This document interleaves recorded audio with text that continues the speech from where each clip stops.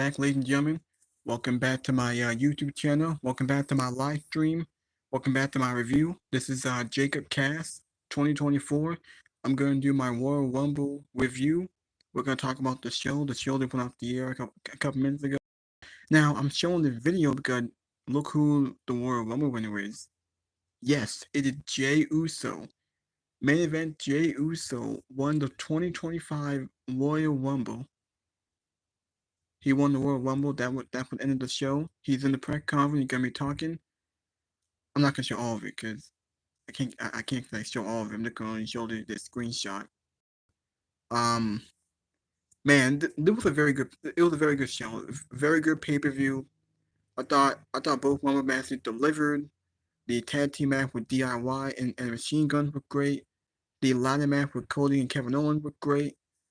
We will go through all the matches. We'll go through all the entrances who came out in the Rumble. And then we'll talk about what could happen at WrestleMania. Um, I think I'll make it like an hour and 10 minutes long.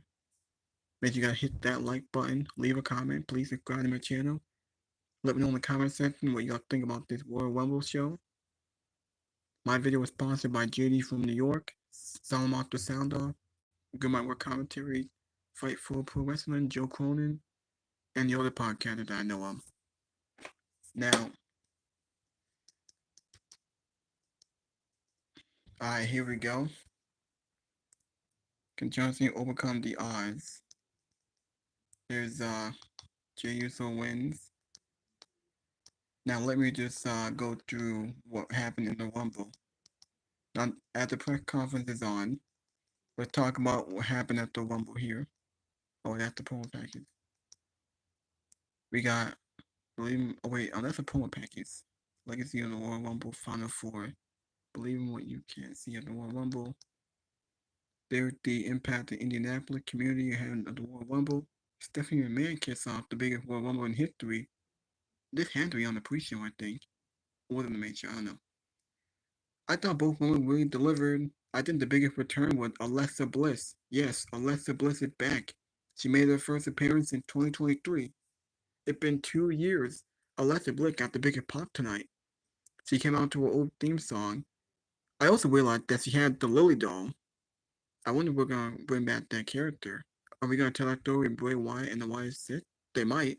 She came out with Lily, the doll, but she had the old theme song. She got the biggest pop tonight. Also, we saw Nikki Bella came out number 30. She made a shocking return. That was great. There were some highlights in the match. We had Jordan Grace she made her, as you guys know, Jordan Grace signed with WWE, so she's now on the active main roster. She made her second appearance in the Rumble. She had a great moment when she looked up Piper Niven. She got a big reaction. And Charlotte Flair won the Rumble, which I know a lot of people were very, very, very upset. There's Nikki Bella backstage. Oh, Trish Stratus was in the Rumble. Joe Hendry made an appearance in the Rumble. Penta and Rey Mysterio, they began the Royal Rumble. They started off with a bang. Thought that was great. That was awesome. I Show Speed was in the Rumble. He replaced Kira Gozawa. He shared a moment with Braun Breaker. Cody Rhodes and Kevin Owens had a great live match. Kevin Owens was bleeding like crazy. He's so great for him. DIY and mostly Machine Guns had a great match. The match was easily a phenomenal match. Both of the teams worked well together.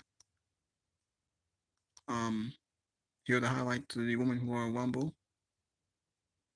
With a distraction from the Street Profit, they actually helped DIY win. I think they went after both teams after. Alright, now let me show you guys the other podcasters here.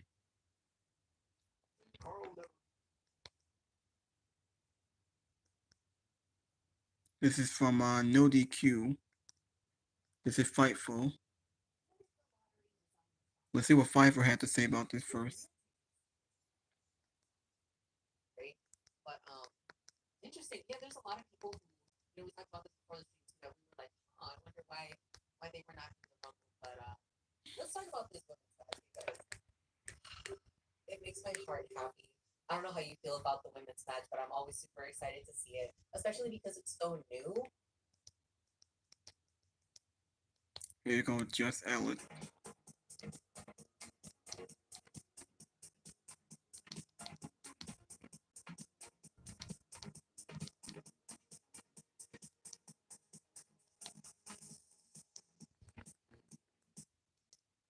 Alright.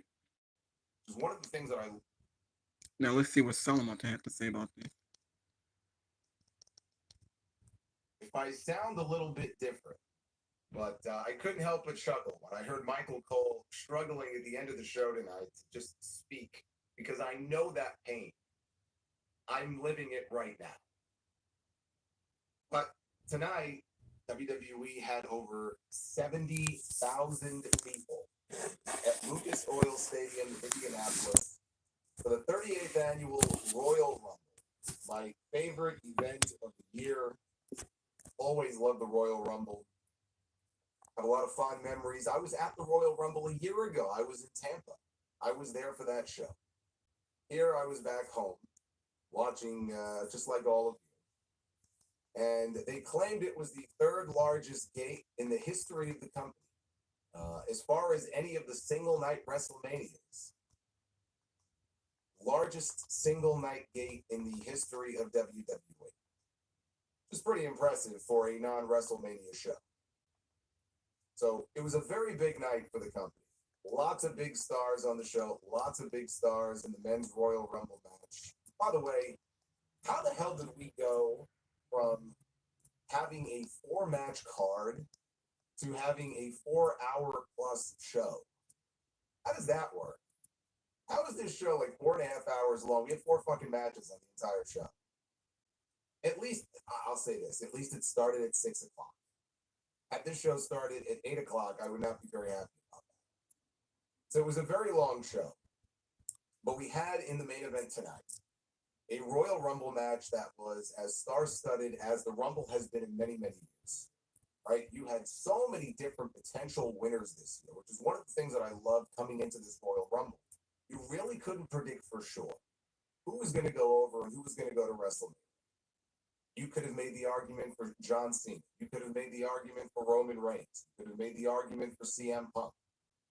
But I told you, I've been saying it for the last couple of weeks.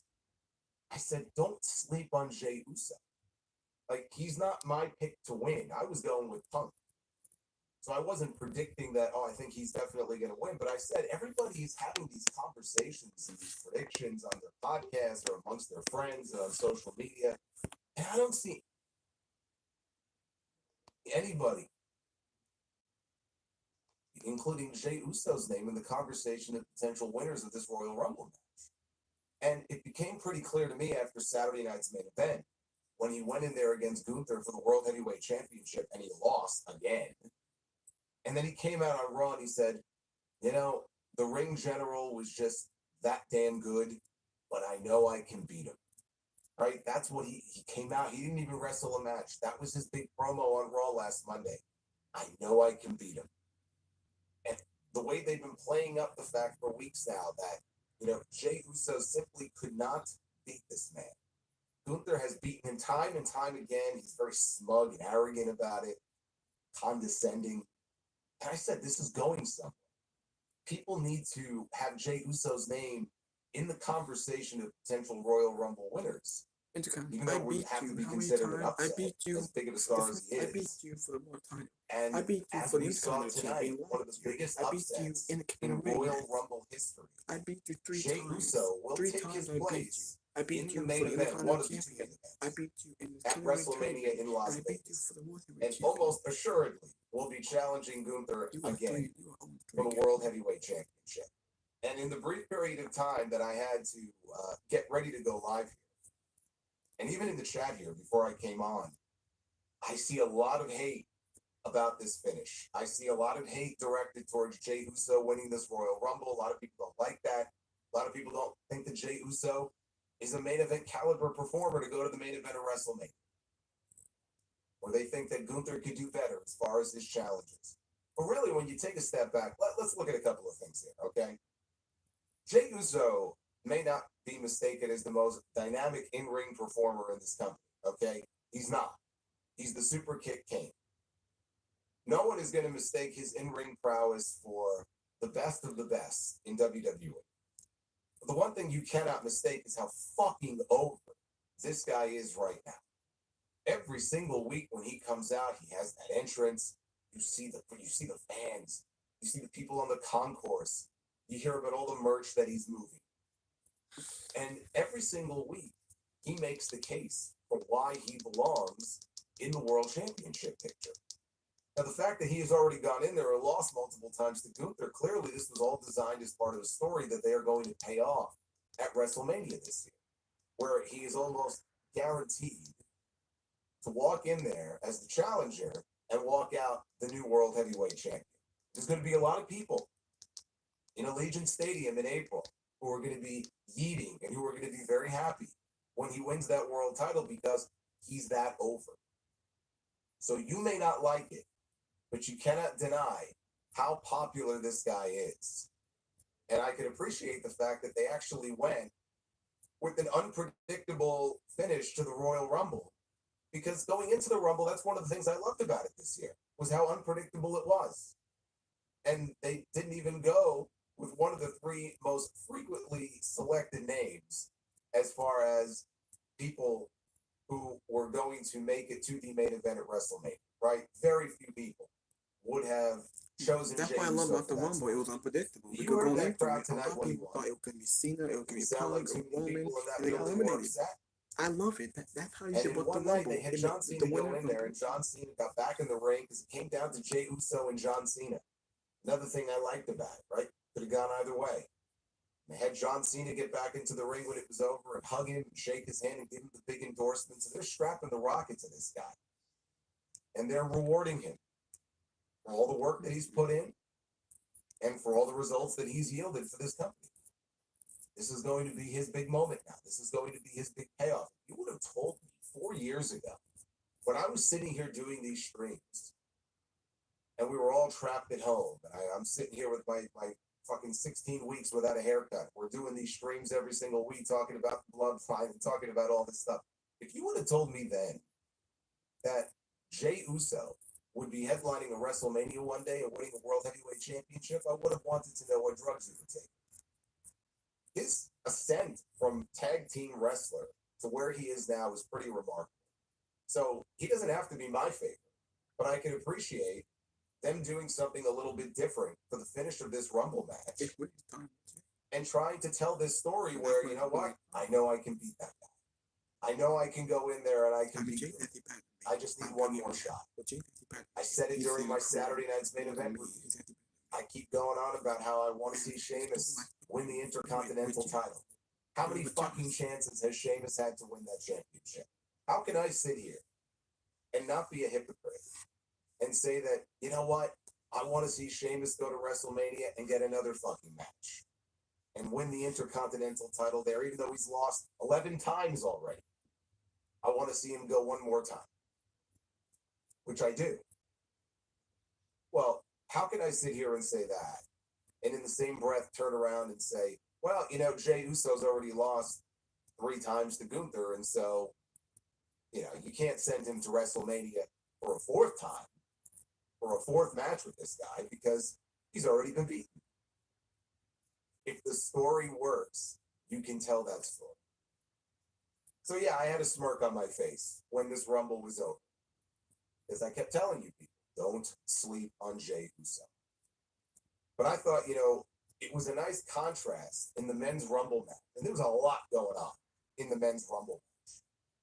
And we're going to get into all of it. There was a lot of different stories that they kind of weaved into those final, you know, 5 or 10 minutes of that match.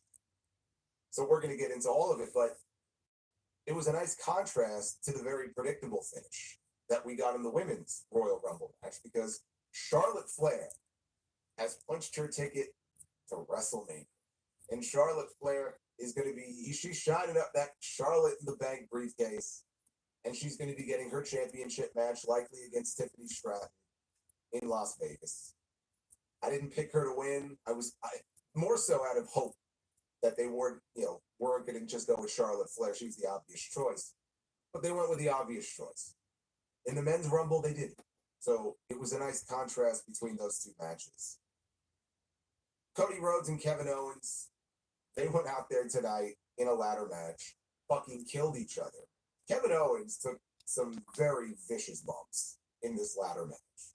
As if he realized, you know what, I've lost so many of these at the Royal Rumble, so many title matches. I'm going to lose again. If I'm going to lose, you know what, I'm going to go out in a blaze of glory. And this guy, I don't envy what his back and his neck and his body is going to feel like in the morning when he wakes up. Right. Doesn't look like The Rock is wrestling at WrestleMania this year. Now, keep in mind, last year, The Rock showed up after the Rumble, right? It was like the week after, the Friday after. And that's when the shit hit the fan. So, never say never. But no Rock on this show tonight. No surprise Rock entry in the Rumble, no appearance, no mention of him. I know people were like, oh, in the Netflix advertisement for the show, like, you see Rock, he's in one of the numbers. Like, nothing with Rock on this show. So it looks like you could probably count him out as far as the match at WrestleMania this year. What does that mean for Cody Rhodes?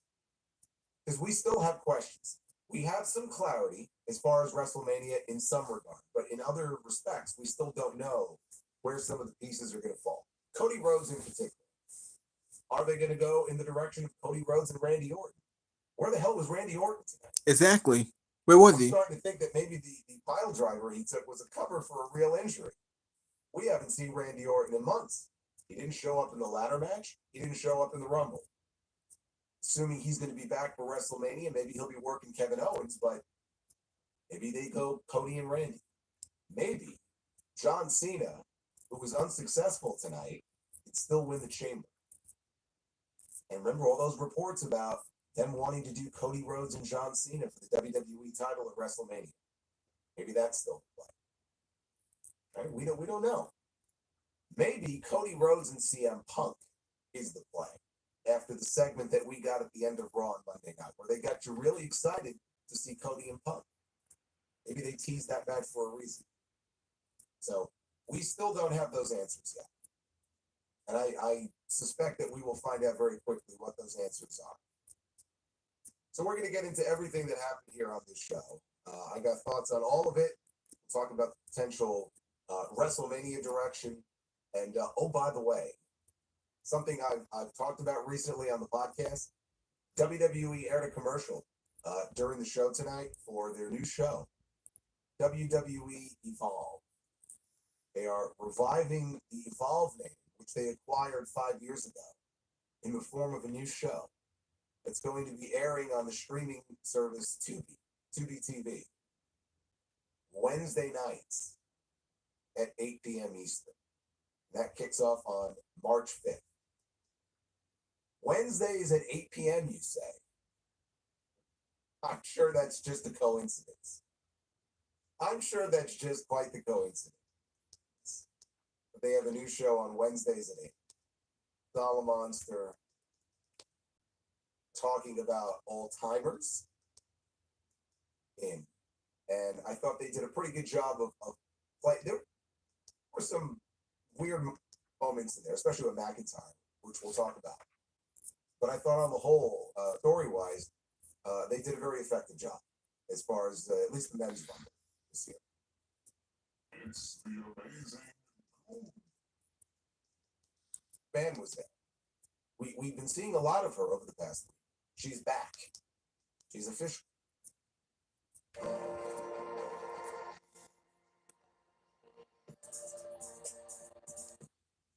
Speculated upon her first match since the 2022 Royal Rumble, and everyone circles around Nia Jax, and they go to eliminate her, and she drops everybody. Then Nia, after Nia fights them off, Nikki starts doing push-ups. Then Roxanne the beginning of this. The OTS community always leaves me speechless. Always, man. You guys are crazy. I gotta shout out my guy, David Fearing, with a $400 super chat. I can't even pull it up. The chat is going so fucking crazy. I can't even pull it up. The chat is going so crazy, man. Everybody's got something to say tonight. Everybody is excited. David, thank you so very much. I can't even read your fucking messages, man. David Deering with a $400 super chat. Best in the world, Matt with a 200 life. Thank you, brother. And best in the world, Matt. Thank you guys very much. It has caused an uproar on social media. Some people love it, some people hate it. Jey Uso wins the Royal Rumble in a shocker. It came down to Jey Uso and John Cena as the final two. I don't think anybody predicted John Cena and Jey Uso as the final two in the men's Royal Rumble. And tonight, everybody's asking, why is WWE going with Jey Uso for a World Heavyweight Championship match at WrestleMania? The answer is very simple, guys. Look at the reaction. Look at the reaction. Is Jey Uso the best pro wrestler on the planet? No. No, he's not. In fact, I think Jimmy has turned in better performances than Jey Uso, believe it or not. I thought Jimmy had a very good match with Carmelo Hayes just last night on Friday Night SmackDown, which had me asking and talking to myself, where was that Jimmy at WrestleMania last year when he wrestled his brother? I don't know. Jey Uso wins the Royal Rumble. Everybody's asking why. Well, WWE likes to toy with you. WWE likes to throw things out there to see if you grasp and hang on to it, if you catch their drift. They usually throw you a breadcrumb here and there. It's up to you if you want to take that breadcrumb and eat it. If not, it's going to lay there for the next person that picks it up and wants to eat it. Jey Uso on Monday Night Raw, this past Monday on the Go Home Show, specifically said that he can beat Gunther. He's 0-3 against Gunther. He will no longer be 0-3 by the time WrestleMania 41 rolls around and we get to night one of WrestleMania. I'm telling you right now, whether you like it or not, Jey Uso is the new World Heavyweight Champion. WrestleMania weekend. Jey Uso puts an end to Gunther's reign at WrestleMania 41. I beat you in the King of the Ring. That's the way it's going to go down. I started my event. I don't know what else you want me to say. You win. Am I happy that Jey Uso won the Royal Rumble? Of course I am. I don't know how anybody could not be happy for Jey Uso. When it came down to John Cena and Jey Uso tonight, I actually tweeted, soon as you saw both of them as the final two, I may be in the minority here, but I'm pulling for Jey Uso to win the Royal Rumble. Why did I feel that way? Because John Cena hasn't won a match in 7 years. He hasn't won a singles match in 7 years. Yeah. John Cena should win a singles match before he starts chasing number 17. There's one story to tell, and then we can go into the story that matters. John Cena is very fortunate that he walked into 2025, into his last year, his retirement year, with 2 stories that... Yeah, school's good. Well, my roommate is Brian Cox. You. Okay. Yeah, I think. Oh, I skipped the commercials. People's mentality when they think John Cena has to win the Royal Rumble, John Cena has to win the Elimination Chamber, John Cena has to get a championship match at WrestleMania, John Cena needs to win the championship at WrestleMania. No, no, no, and absolutely no. There is no rush. What is the rush? I don't really understand people's mentality when it comes to pro wrestling. Everybody wants instant gratification. You don't want to see a story play out. John Cena's chase for number 17 may be one of the biggest stories that WWE produces all year, and you want them to blow their load in the next 3 months going into WrestleMania. Good thing most of you are not booking the show. I'm glad John Cena didn't win the Royal Rumble. I wish I could say the same thing for the fucking women. I wish I could say the same thing for the women. We'll get to that. Because I know you guys are ready for me to shit on that. I'm glad John Cena didn't win the Royal Rumble. Am I a fan of John Cena? Yes. Am I excited that he's going to be on TV this year, full time? Absolutely. John Cena didn't need to win the Royal Rumble. Because there's other ways he can get to WrestleMania. He can still win the Chamber. And it's fucking John Cena. He can just show up and, well, it all depends who he's going to feud with. John Cena's last Royal Rumble was a memorable one. You can see where John Cena's mentality is as a performer. John Cena said for years he's never lobbied for anything. He never asked for anything. He never asked to wrestle this guy. He never asked to win anything. If John Cena was a politician this late in his career, he would have automatically went to Triple H. It's my last year. I got to win the Royal Rumble. That's the way it's got to be. You got to put me over. The man went out there and put over somebody half his fucking age. I guess not half his age. Jay's probably in his mid-30s, but a lot younger than John Cena, as John Cena is nearing 50 years old. John Cena could have easily said, I am winning the Royal Rumble. He gave that moment to Jey Uso. Why don't we start showing John Cena a little bit more appreciation instead of fucking sandbagging Jey Uso for winning the Royal Rumble? If you paid attention to the TV program, you could see where WWE possibly was going with this. And that's the best thing about this Royal Rumble. The best thing about this Royal Rumble is that there were at least 14 or 15 different roads that they could have taken. Everybody in that Royal Rumble had a reason to be there. Everybody in that Royal Rumble had a major story and a major rivalry surrounding them. A major issue, tension. That's what made the Royal Rumble so great this year. This was the best Royal Rumble, especially the men's. The best Royal Rumble for the men's since 2020. That was it. I don't care what anybody says. I have to agree with you. I agree with JD. This was the best Rumble since 2020. Because last year wasn't that good. Before that wasn't that good. 2022 was boring. 2021 in the Thunderdome wasn't that good. I mean, fine, but wasn't like it didn't feel special that it was the Thunderdome era. It was still the pandemic. So this was the best Rumble this year because of who was in it and the story that they told. This was the best Dark Rumble I ever seen. A lot of big names, a lot of highlights, a lot of story being told, and the winner was unpredictable. I'm so glad it wasn't a repeat winner. It wasn't a veteran who's already won it. I didn't want to see Johnson win the Rumble again. He gonna win his third Rumble? He's not breaking Stone Cold's record. I mean, I do want to see CM Punk to win it, but I'm glad that they swerved us. I don't care if you hated it. I don't care. A lot of people don't like this year's Rumble because their favorites didn't win the Royal Rumble. A lot of people in this chat are going to look at me side-eyed. I don't believe he's saying that. I don't believe JD is saying that. He's going to glaze this show. I ain't glazing shit. I'm just being upfront and honest with you. A lot of people are not going to like this Royal Rumble because CM Punk didn't win it. A lot of people are not going to like this Royal Rumble because Roman Reigns didn't win it. A lot of people are not going to like this Royal Rumble because John Cena didn't win it. Too bad. Tough shit.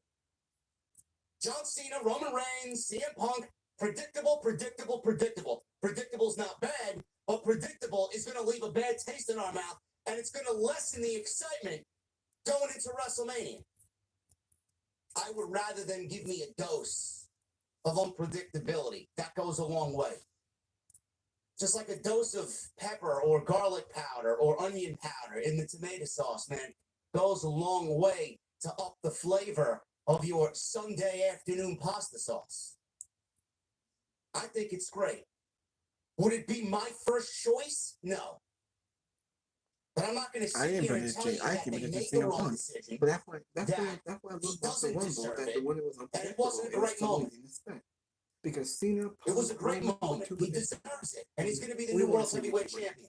I'm not expecting Jey Uso to go on a fucking 600-day Gunther Intercontinental title reign with the World Heavyweight Champion. I'm expecting WWE to have Jey Uso carry the brand through the spring, maybe some of the summer, sell a shit ton of merchandise, make them fucking money, and then drop the title to whomever is next. Could be anybody. I don't know. Could be Punk. Could be McIntyre.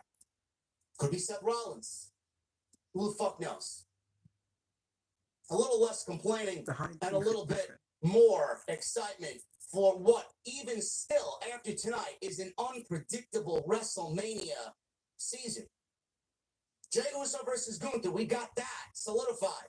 Charlotte versus, the rumor is Tiffany Stratton. I've seen some people say that Rhea Ripley and Charlotte in a rematch is the way to go. No, we're not doing that. Tiffany and Charlotte. Charlotte's going on SmackDown. Charlotte doesn't need to be on Monday Night Raw, even though I wouldn't be surprised because they love Charlotte, the A player, the star player on Monday night, being that they're on Netflix now. I can see that happening. But I do think that Charlotte's going back to SmackDown, and I do think the rumors are true. I do think Charlotte's going to be wrestling Tiffany Stratton at WrestleMania. Outside that, I don't really know who Tiffany's going to be wrestling at WrestleMania because most of the other women are taken up by another storyline, and there isn't another top-tier female on SmackDown to give Tiffany the WrestleMania match that show deserves. So Charlotte is probably going to fit in there for Tiffany Stratton. So those are two realistic options for WrestleMania as we now exit the Royal Rumble and go into the Elimination Chamber. There was a moment in this Rumble, we'll talk about it when we get to the review. Roman Reigns, CM Punk, John Cena, and Seth Rollins, they basically all waited for whoever was going to come out next, and it ended up being Seth Rollins. There was just a moment where time stopped, and you saw all the sheer star power in this men's Rumble. That was a great fucking moment. The unpredictability, the breakdown of what happened, the surprise of what happened. Logan Paul ended up eliminating CM Punk after he eliminated both Roman Reigns and Seth Rollins at the same time. Only for Rollins to, from my vantage point, turn heel. Finally, he just snapped. He turned. Tonight was the official turn for Seth Rollins. He curb stomped Roman Reigns. He brawled with CM Punk. I don't know where they're going with any of these guys. I don't. SmackDown theoretically now might get the chamber, being that Jey Uso is going to choose Gunther for the World Heavyweight Championship. I don't know how the Elimination Chamber is going to be constructed. Is it going to be just SmackDown? Is it going to be a mixture of Raw and SmackDown? I don't know. Is CM Punk going to cash in his favor now because CM Punk feels like he got fucked over in the Royal Rumble? Is he going to cash in a WrestleMania main event and ask Paul Heyman to cash in that favor as he gets Roman Reigns at WrestleMania? I don't know. Are we looking at a Logan Paul versus CM Punk WrestleMania? I know a lot of people are looking at that as a potential now after what happened tonight because CM Punk kind of low-key buried Logan Paul in that promo with Kevin Owens on Friday Night SmackDown last night. Are we going to get CM Punk and Logan Paul? I don't know why that would be an option, but after tonight, it could be. I think that's on the bottom end of things when we talk about WrestleMania, but the possibility slightly is there as Rollins and Reigns potentially could be going one-on-one at WrestleMania. Where that leaves Sami Zayn in all this, I have no idea. No idea. Drew McIntyre got unceremoniously eliminated tonight. That shit pissed me the fuck off. Yeah, me too. That shit pissed me off. Yeah, me too. He got eliminated and they brushed it over like it was nothing. I think Drew McIntyre deserves a lot better. I don't really know where he goes into WrestleMania. I don't. The men's Rumble had a lot coming out of it. Being that we're now going into the chamber, I could absolutely see the Elimination Chamber being a star-studded affair with both Raw and SmackDown getting involved. I can see Reigns in the chamber. I can see Punk in the chamber. I can see Cena in the chamber. I can see Logan Paul in the chamber. I can see Rollins and McIntyre in the chamber. Everyone say okay. Again, I don't know. You would think that with Jey choosing the Raw champion, that SmackDown would need a SmackDown star to wrestle Cody Rhodes for the WWE Championship. Again, we don't really know. The transfer window is supposed to close by Monday. That's it. We may get some moves before then. We don't really know. You want to have so many. We'll talk about the men. I thought the men's match was better booked than the women. Yeah, me too. I thought the men's match was better booked than the women. The reason why I say that is because I feel like the women, through most of the match, had at least 13 to 14 bodies in the ring at all times before Nia Jax comically eliminated 6 or 7 women at the same fucking time.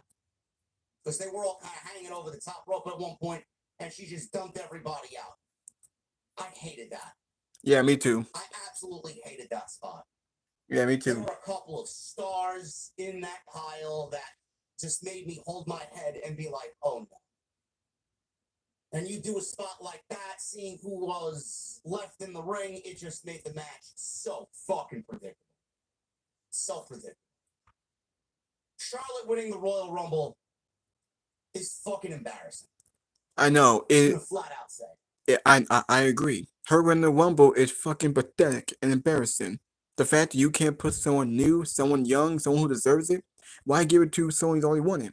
Enough of these repeat winners and the same old people winning it. We don't need Charlotte to win the Rumble. I think this might be worse than what they did 5 years ago. This is actually worse than 5 years ago when she won it. And she didn't need to win it. 5 years ago, it could have been Shayna Baszler who could have won it 5 years ago. Charlotte winning was awful then, and that is awful now. Charlotte winning the Royal Rumble is fucking absolutely one of the worst decisions that the company could have ever made. Exactly. For the second time now in 5 years. I think this is worse than what they did 5 years ago. And you could understand the growing sentiment online complaining about Charlotte coming back. Not like anybody should be surprised. Charlotte coming back and winning the Royal Rumble after being out a year and a half. I mean, it's fucking comical. It is fucking comical. Exactly. There's a reason why people complain. From one administration to the next, nothing changes. Exactly. You wasted a women's Royal Rumble for 30 spots to give Charlotte a win when she hasn't wrestled a fucking match. In over a year. What the hell has she done? She's been out for a year because of injury. You should have given it to Io Sky.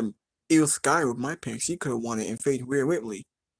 Roxanne Perez was the star of the match. She lasted almost an hour. She could have won it, even though she's on NXT. But I would, you know what? Maybe Nia Jax could have won it, and I can't stand Nia Jax. Nia Jax, based on what she did with Tiffany Stratton, she could have won the Rumble.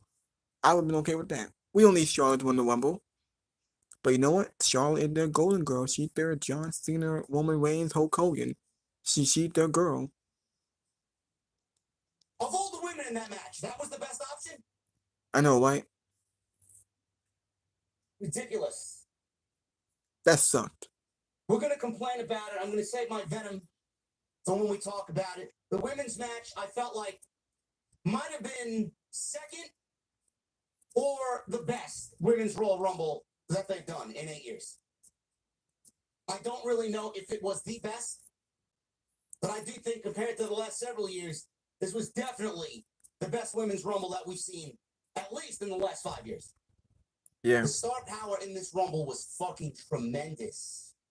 The only downside to the women's Rumble was Charlotte winning the women's Rumble, and WWE had 13 to 14 bodies in there at the same time, whereas the men, it was a little bit more, I would say, streamlined. There was a good 6 or 7 people in the Rumble. Eliminations happened at the right time. When it got too big and too heavy with bodies, there were eliminations one after the other, and we got back to a normal pace, a normal number. Wasn't too overwhelming, and things kind of just flowed nicely from beginning to end in the men's Rumble. I just felt like the women had way too many bodies in there at one given time, and there was no real structure, and they saved everything for Nia Jax to have her eliminate 6 or 7 people at the same time. Kevin Owens. He and Cody Rhodes had probably one of the best ladder matches, one of the most brutal ladder matches, one of the best and violent ladder matches in forever, especially a one-on-one ladder match. It is so hard to recreate what a ladder match should be. They didn't do anything fancy. They didn't go out there and try and do the fucking most wicked, insane shit off the ladder. These two brought an animosity and hatred for each other with their storyline into this match, and the match played out exactly as it should. The latter was a compliment to both Kevin Owens and Cody Rhodes. The latter was not the star of the show. The hatred that Kevin Owens and Cody Rhodes had for each other in the storyline that we've gotten for the last couple of months was front and center the star of the show. And by that, that's what makes a ladder match. We'll talk about that. I thought that was great. Kevin Owens is a fantastic storyteller. Cody Rhodes, one of the best storytellers in the business. His title reign might have been mid up until this point, but now you can see him slowly just changing himself going into this year's WrestleMania. DIY and the Motor City Machine Guns, a decent match that was better fit for television, that was largely forgotten by the end of the night. We'll get into that. All in all, the 2025 Royal Rumble for WWE, the first PLE of 2025, absolutely delivered. It delivered on unpredictability. It delivered on emotion. It delivered on story. It delivered on excitement. And the road to WrestleMania is off and running. Whether you like it or not, this is only the first exit. We got all of February, all of March, and half of April. It is going to be a fun ride. Let's enjoy it. Thank you guys for joining me on this Saturday night. We're going to get into the breakdown of these matches. We got 6,200 people inside the chat. Thank you guys very much.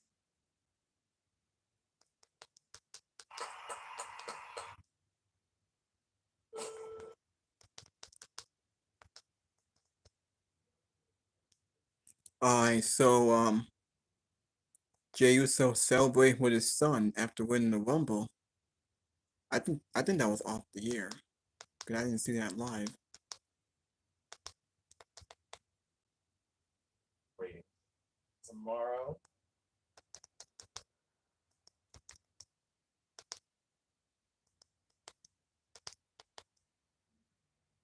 Io Sky, gone. Bianca Belair, gone. Naomi, gone. Raquel, gone. All eliminated. And Jax then eliminated Liv Morgan soon after that. Roxanne eliminated Julia after that. This all happened very fast. I thought this was a very dumb way to get rid of some of the biggest names in this match. I just didn't like the way they did it. You know, it was almost like I didn't even realize at first that Io had been dumped. It was almost like lost in the noise of it all. I think even on commentary, one of the announcers mentioned like, "Oh, is Io gone?" So that I didn't like. Jax was trying to eliminate Bayley. Nikki went to attack. Nia moved. Nikki eliminated Bayley. So Nia then eliminated Nikki Bella. We were down to the final three: Charlotte Flair, Nia Jax, and Roxanne Perez. Not a bad spot for Roxanne. But, you know, the thing about why it was 5 years ago, the story had really been, it hadn't just been about things I loved about Roman the Reigns, men's it had been match. with Jey Uso, okay, where the story started. The thing about Once what I we saw, were 5 years once ago, you saw the when you final were thought three, Jey Uso, okay, when you nobody said believed that when you said Nia that 5 years Jax ago, or Jey Roxanne Uso Perez were winning would this win the fucking Rumble, match, okay? You say so, you're lying to yourself. headline WrestleMania, win the world title. So that's the other thing I didn't like about it, was that it pretty much telegraphed the entire finish. Now, I can understand them not wanting other baby faces in the ring to potentially take away from Charlotte and her reaction. Because if you have a fan favorite in there like Io, let's say Io's in the final three, right? You got Charlotte, Io, and let's just say Nia, right? To balance it out with one great heel. There's going to be a large chunk of that audience that's going to want to see Io Sky win this. Not even that they hate Charlotte or they would necessarily boo her, but they really want to see Io win. Because she was very over it this time. There was one spot where she was almost eliminated and held on, and everybody cheered. So I get that. I get not wanting to have any other strong baby faces in there to detract from the reaction that Charlotte might get. Nia is easily hateable, so having her in the final three was very smart. But the match effectively died for me. Once Bianca and Io were gone, it effectively died. Roxanne and Nia were fighting by the ropes when Flair shoved Nia over the rope to eliminate her. And Flair followed up by booting Roxanne off the apron to eliminate her, winning her second Royal Rumble match, her first in 5 years, at the 70-minute mark. And the crowd, they did cheer for her. I don't want to make it sound like the crowd, booed Charlotte winning, or I'm sure there were people in the crowd who were probably like, yeah, but she got a great reaction. People were happy to see her back. Absence makes the heart grow fonder. And I don't know what her role is going to be, heel or babyface, going into Mania, but she's going to be challenging Tiffany. Whether or not WWE wants her to be the heel or not, she's going to be the heel. Because even though Tiffany Stratton is still going around acting like a heel, people are largely cheering her. If you give them the choice, I just don't see the majority of people booing Tiffany and cheering Charlotte over her. That whole dynamic and how they handle that is going to be very interesting. But I don't see Charlotte, choosing Rhea and just running that match back. They had a great match. Did you see the brawl they had? But Charlotte and Tiffany is clearly the way to go. Let's be honest here, okay? When they announced that Charlotte Flair was returning and she was going to return in the Royal Rumble, this was inevitable. Nobody should be shocked by this, and I don't think people are shocked, which is why it was so predictable. But we know this was pretty much a foregone conclusion. I was holding out hope that they would take a different route. They wouldn't go the predictable route. Find another way to get this woman the championship match that we all know she's going to get at WrestleMania. She's going to cash in that Charlotte in the Bank. We all know it. But she doesn't have to win the Rumble to do it. Or the Chamber, right? I mean, they can decide a number one contender any number of ways. That's what I was hoping for. That's why I was disappointed when this was over. I just wanted them to go a different way. And unfortunately, they didn't do that. I thought that on the whole, this was one of the more enjoyable women's rumbles that they've done, mainly because of the surprise entrance. We had Julia and Roxanne, Jordan Grace. Not much of a surprise. Most people guessed straight off that she would be in there, but still, it was a surprise. Trish, Alexa was a genuine surprise for a lot of people. It didn't really pick up, though, I'd say, until about halfway in.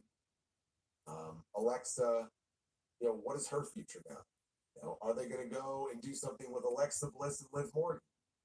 Are they going to move Alexa Bliss where the Wyatt Six went, which is SmackDown, and have her affiliated with them in some way? We don't even know what's going on with the Wyatt Six. We haven't seen the Wyatt Six even debut on SmackDown yet.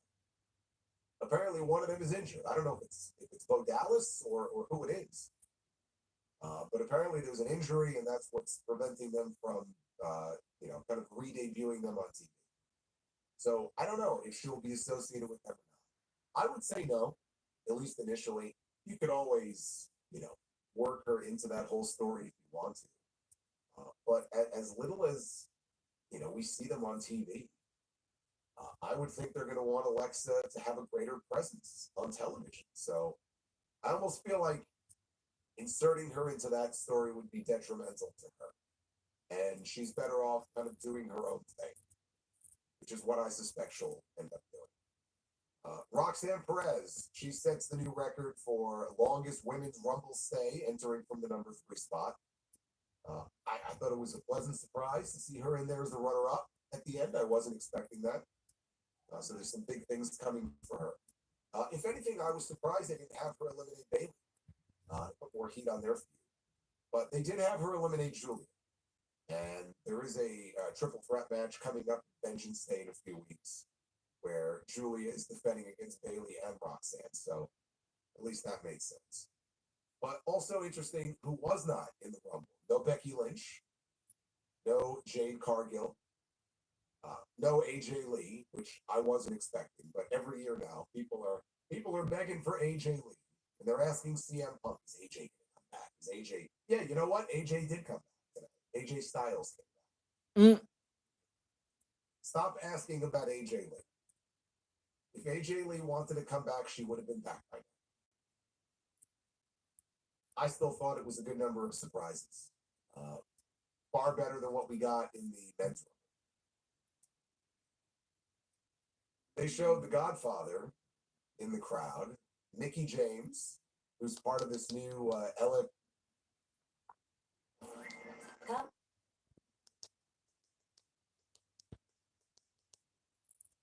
Melton performance. Enough of the damn commercial, man. Jeez. People, bro, is the journey that they take from stage one all the way to making it to the main roster and getting that moment. Those with Robin Hood. Get hooked up with Cash App card. Just dial an offer and save when you pay.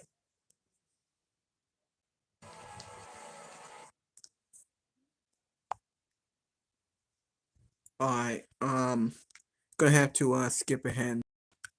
Pretty sure the press conference is almost over. Hold on. Yeah, I think the press conference is almost over. So, Oh, what? My bad. Ah, goddamn! I pressed the wrong button. Hold on. My bad. I pressed the wrong button. Hey, get a grip. Trying to show y'all the press conference.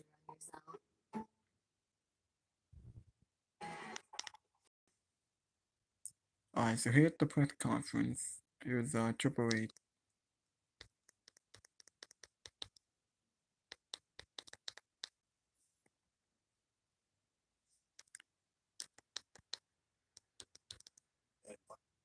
So we have Triple H. Wait, hold on. We have Triple H.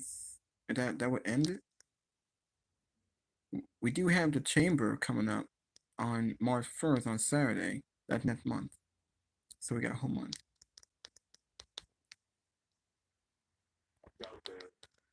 He did say that John Cena will compete in the Elimination Chamber. But now that tells me he's gonna obviously be in the chamber, and we'll see if he's gonna face Cody Rhodes. So the Three Profit interfere and result in DIY defeating the Mosley Machine Gun to retain the tag team championships. Obviously, Three Profit want a title shot.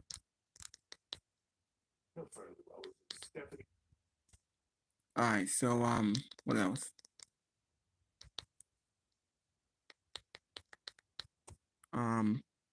They were the four masses.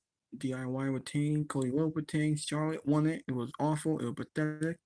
Jey Uso, I thought the man was a lot better. They had the most dark done Royal Rumble. It was unpredictable. It was a very good match, better than the woman. A lot of people like me hated Charlotte winning. We had John Cena. Hold on.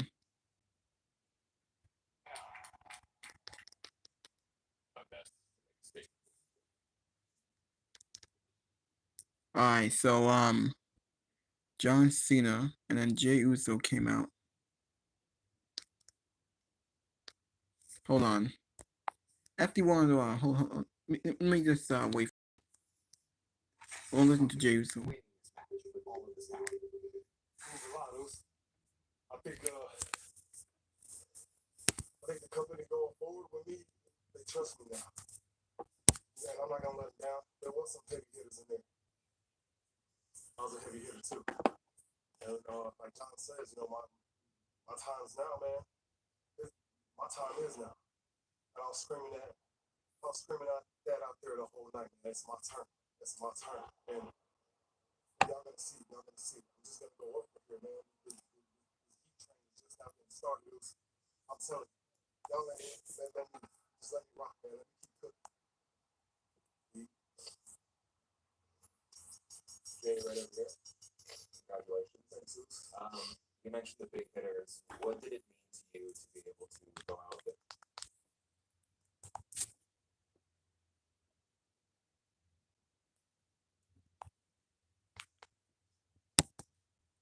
Their final two with John Cena in his final year of professional wrestling. Share that moment with him. Emotional. I've been there face to face. The crowd going crazy. It's kind of crazy because I can't hear nobody but him. And before we start the rock, I enjoy the little real things that happen in there that slide through. How does that feel? It feels great. I'm definition of some real hard work. I ain't never complained.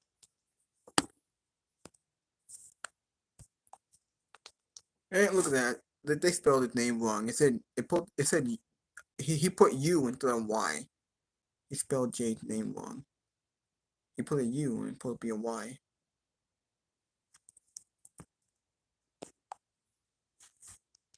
Alright, now let's listen to what Jay's saying. Went to work every day. I set it out there like I'm like a tag team guy. Ain't nobody see me coming. No one saw this coming. I just stick to the code, man. Love what I do. Respect the locker room. And it'll all come back to you 10 times full. And that's what happened tonight. So I felt what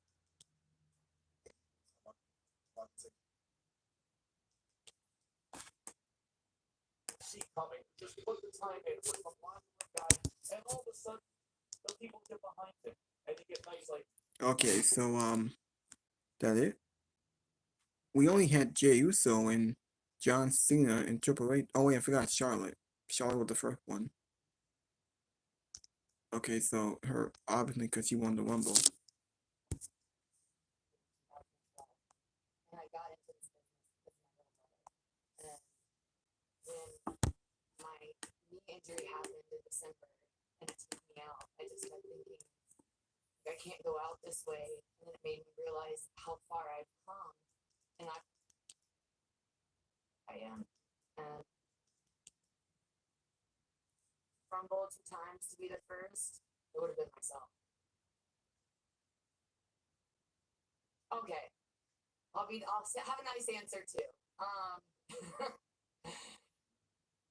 Seeing how far NXT has come and being in there with all the new girls, from Stephanie to Roxanne to everyone else, like seeing how excited they were, I just happened to be top girl. Third row. John Charlotte Cena. ran back to the Preacher Report. Just talking about the return, there's been a lot of rumblings about this new attitude. Next question. Right here. Hi, Charlotte. Isa, we will tell you in a Hi, minute. Mama. You were missed. The last time you won the Rumble, you went for the NXT World Championship. We have some new championships introduced in your time off. Is there any chance you're looking at those? Oh, you're right. I guess you'll have to watch Monday NXT and SmackDown. You never know. All right, is that our last question? One more.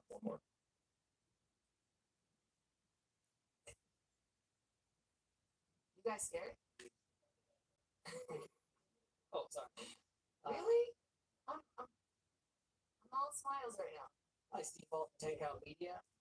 Mentally, when preparing to come back, how emotional was it for you to realize you've done everything, but when you return, like, mentally, and being able to think, when I watched up in the ring, my legs just give out, will I have an issue with that? Like, how do you feel when you step in the ring knowing you came back from a pretty serious injury? Did you see my bedazzled grace? The Charlotte that everyone expects. Moment it is.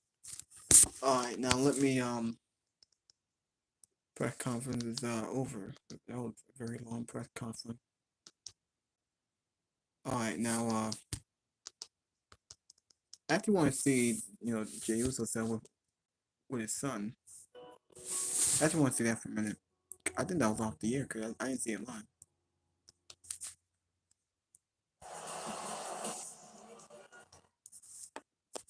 And there's his son. Jey Uso celebrate with his son. No, this was off the air. And there's his son. His son always looks different every time we see him.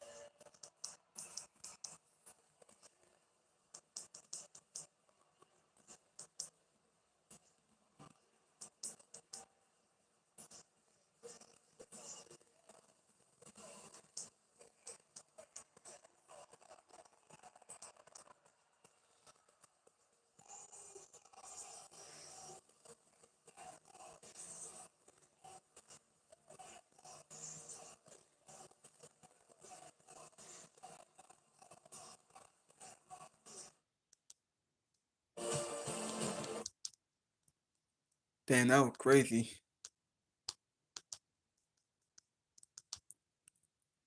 Alright, now let's see. These are the other entrances. Now this is when Seth Rollins snapped out.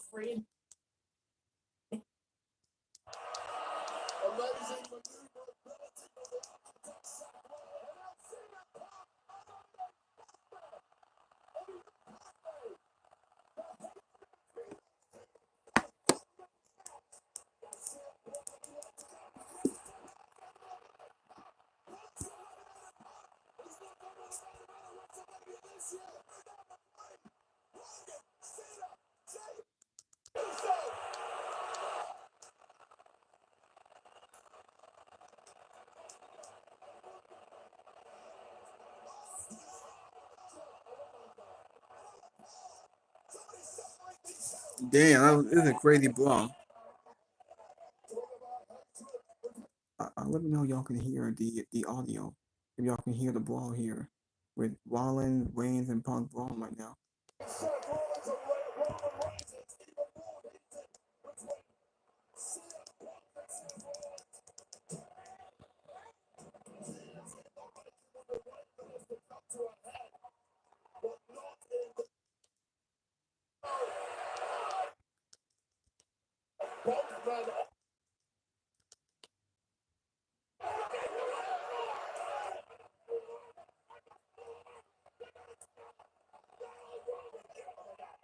Oh, he flipped off Heyman.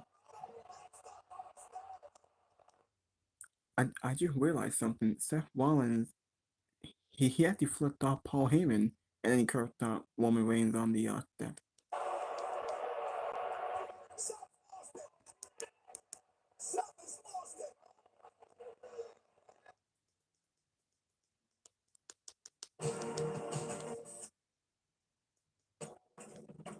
Alright, hold on.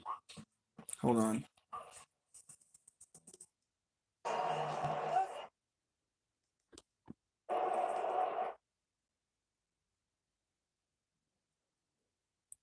They said this in the last 20 minutes.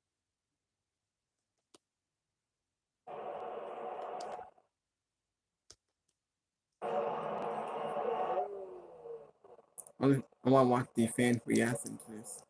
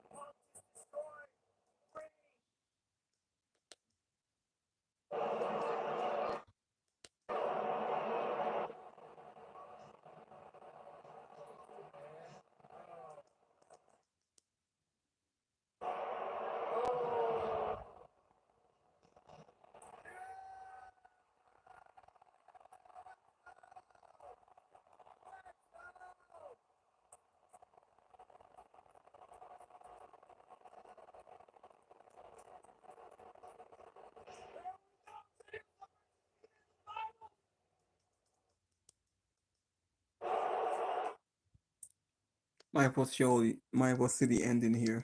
Hold on.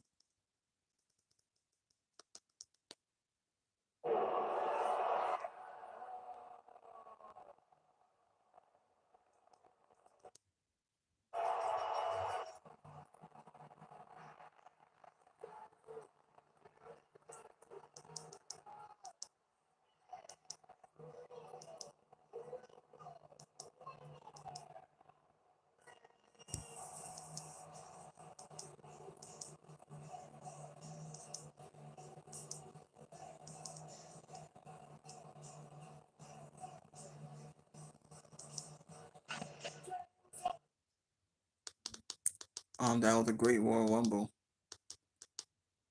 The Rumble was very good. Alright. Now I can go back to my podcasters here.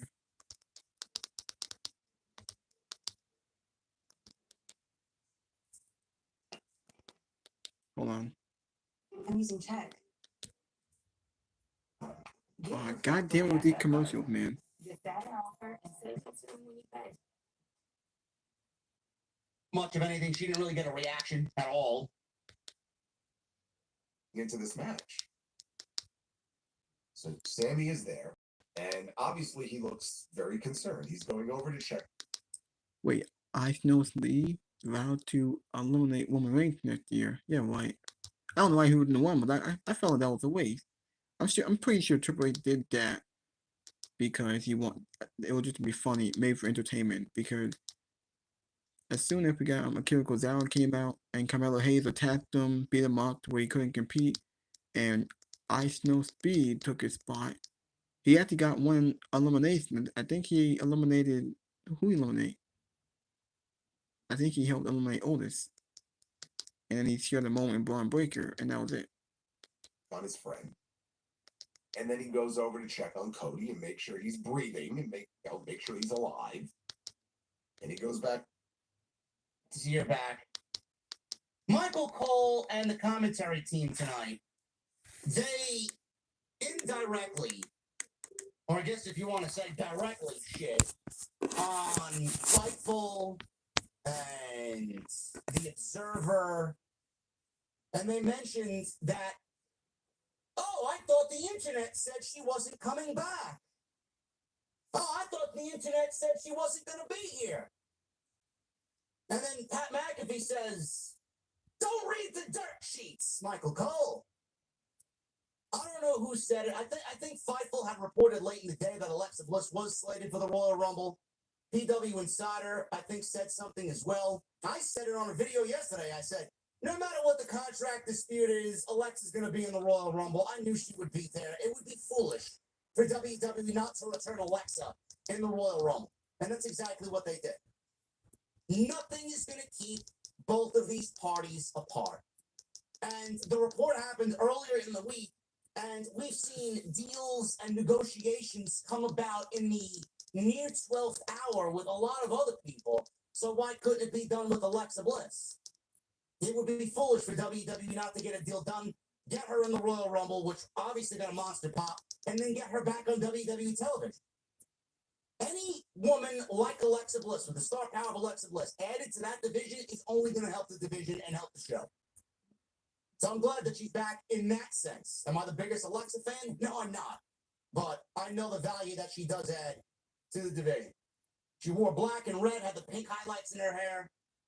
She came in there, did her signature spots, that little cringy double knee thing that she does, and then she flips backward with the double knees.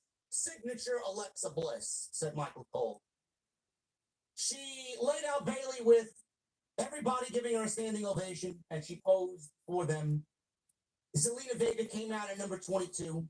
She gave Jordan Grace a code red off the top rope, and we got the amazing Red plug. Shout out to Red, the innovator of innovators, and the cousin of Zelina Vega. So she came out and did the code red, which looked brutal on Jordan Grace. Candice LeRae came out to zero pop at number 23. I'll tell you who's going to get a pop. We got my guy in the chat with a $100 super chat.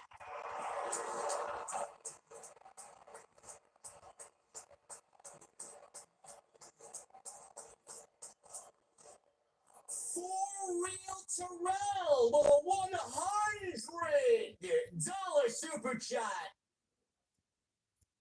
A For Real Bomb for the best in the IWC. Keep up the great work. Let's run it up, OTS family. You should know, Jay Uso.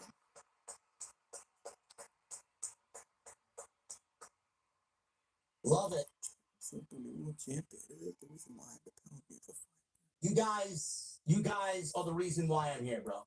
Everybody in the chat, thank you. 6,600 people tonight on the Royal Rumble post, man. Thank you guys very much. We got 1,800 likes. Can we get to 2,500 likes tonight? That's the new goal.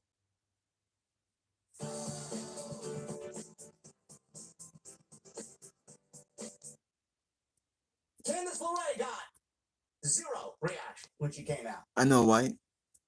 Number 24, man. My favorite. Stephanie Becker entered at number 24. She got a very nice reaction. She looks great. She is in the Royal Rumble. Glad she made her Rumble appearance. Her first Rumble appearance. And she drew a good number, too. She looked good in there, man. You could take her out of NXT right now and put her on the main roster, and she would fuck it.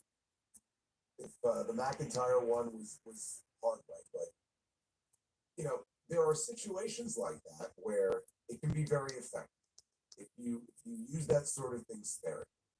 So I thought it was very effective here. I hope that he's okay and he's not legitimately hurt, because he took some very hellacious bumps on the back of his head and neck. So I hope that Owens is okay. But I mean, as ladder matches go, this will go down as one of the excellent ones. You know, and there have been some great. Even ran Stratus over with a big tackle. There were 15 people at this point. I put in the notes. 15 people in the Women's Royal Rumble at this point of the match. Just a little bit too much. There should have been at least half of that number in the Women's Rumble. I'll get to why I think that they did that in just a second. We had 15 people in the Rumble. So I'm assuming 2 things here. One, I was thinking, man, that's a lot of women in the Royal Rumble. I hope that we start seeing eliminations. And B, I was assuming that we would start seeing eliminations very quickly after this, because 15 is a lot of fucking people. Yeah. You know, I never liked that many people in the Royal Rumble at any given time. I think that's a lot. It's overwhelming. Elimination should have been happening a little bit more frequently in the Women's Rumble. And the number 15 should have been cut in half at least. Should have been 8, 7 or 8, not 15. Exactly. Raquel Rodriguez. She came out at number 25. She got no reaction. I don't know what she was wearing either. She looked ridiculous. Liv Morgan eliminated Natalya with a cover breaker off the apron. So Natalya, she did not last long in there at all. She entered at number 18 and was gone by number 26. Is Natalya going to do any better in 2025? It doesn't look like it. Though I could see her win an Intercontinental Championship, and I would not hate that. I think that would be great. The crowd booed, and then out comes number 27. Number 27 went to the Android, who's got a new firmware update, who updated her Windows 10 to Windows 11, and she's got antivirus installed for 2025. She's got the new NVIDIA 5090, or whatever the fuck it is, gaming card in her computer. She's ready to go, bro. She's got everything updated to the latest tech. She is ready to go. Charlotte Flair enters at number 27. Gee, I wonder who's going to win the Rumble at number 27. Of all spots, they gave Charlotte the one spot that has yielded the most winners in the Royal Rumble. Gee, I wonder who the fuck's going to win the Royal Rumble.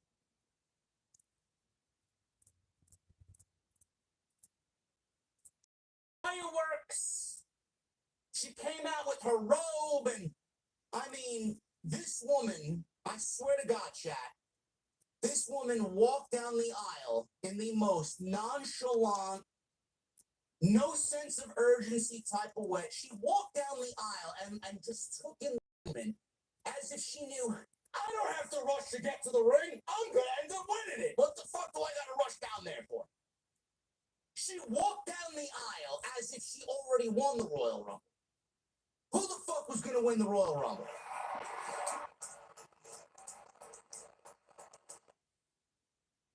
Yeah, school's good. Well, my roommate's Brian Cox. You. Oh, yeah, So it was Rumble time, and number one in the men's Rumble, Rey Mysterio. So you knew he wasn't going to be going coast to coast.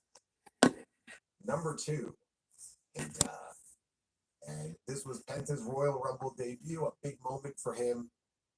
Out there dressed in blue, even though he's a Raw guy. He was decked out in all blue. So they shook hands to start.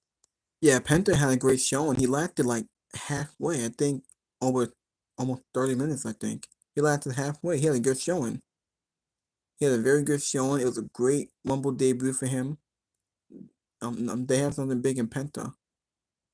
He could be going after Braun Breaker's Intercontinental title because they teased it on Raw last week. That'd be awesome. I would love to see that. Penta, though, held on. And he did his Cero Miedo hand gesture. So when he beats Gunther for the World Heavyweight Championship. Charlotte Flair comes out at number 27. She got fireworks. She walked in the most narcissistic way down the aisle. She wore this ugly-looking, sparkly red outfit that looked a little too big for her. She looked ridiculous. She had a silver knee brace, obviously, because she tore basically every ligament in her leg. She comes in, she runs wild with these over-the-top chops. I don't know what the fuck these were. I mean, she was like fucking having a stroke while chopping everybody in the middle of the ring. And it's like she was chopping the fucking sky, just throwing chops up in the air. Took out Michin, eliminated Michin almost immediately. Stephanie Vaquer and Jordan Grace tried to deliver a vertical double suplex, and Charlotte reversed into a double DDT. She then eliminates Piper Niven. So right out of the gate, the android works her way up to 2 eliminations. This one surprised me. Julia enters at number 28. Julia is the NXT Women's Champion. She beat Roxanne Perez at New Year's Eve earlier in January, and she's in at number 28. I did not expect Julia to be in the Royal Rumble. I expected at least one of the 2 big guns from NXT. It was either Stephanie Vaquer or Julia. One only I thought was going to be in the Rumble. They were both in the Rumble, and they actually both had a stare down in the Rumble. Now, she didn't really get much of a reaction because I don't really think people know a lot about Julia, but, I mean, if you like EO, you're going to enjoy Julia's work. She eliminated Jordan Grace with a headbutt and a knee strike and knocked Jordan Grace off the apron.